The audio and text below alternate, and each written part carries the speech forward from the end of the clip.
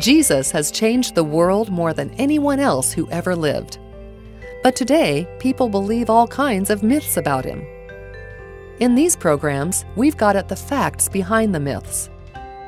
We've seen that Jesus was a real person. There's plenty of evidence for his life even outside the Bible.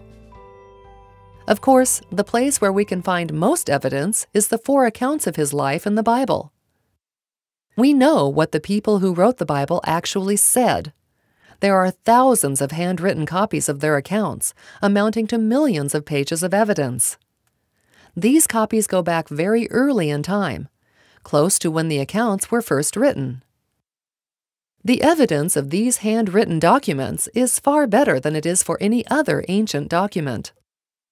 The people who saw and heard Jesus were still alive and still telling their stories in public when the Bible's accounts were written down. The Bible's accounts are about real people and real places. They give us reliable history, not stories that were invented later. So we know a lot about Jesus. But so what?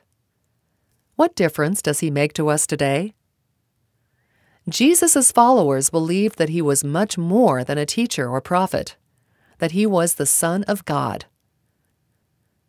This wasn't something they came to believe many years later. They believed it from a very early stage.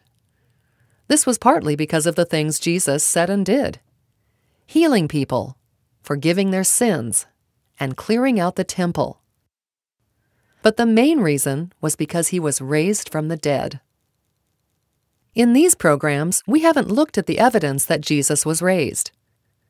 There's an earlier series called Afterlife, which looks at this in detail.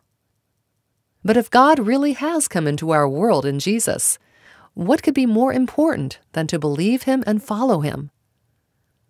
The challenge for us today is, how will we respond to the claims of Jesus? The most important thing you could do is to examine the evidence for yourself and make up your own mind about him. Why not make a start by reading through one of the Bible's accounts of his life for yourself?